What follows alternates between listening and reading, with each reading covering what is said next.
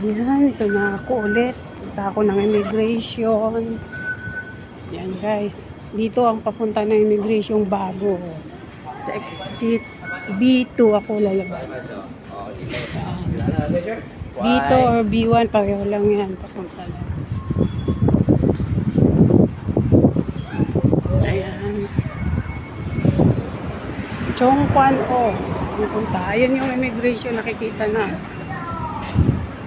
Tapos tatawid tayo dito. Sa mga magre-renew dyan ng visa. Nandito na po ang immigration.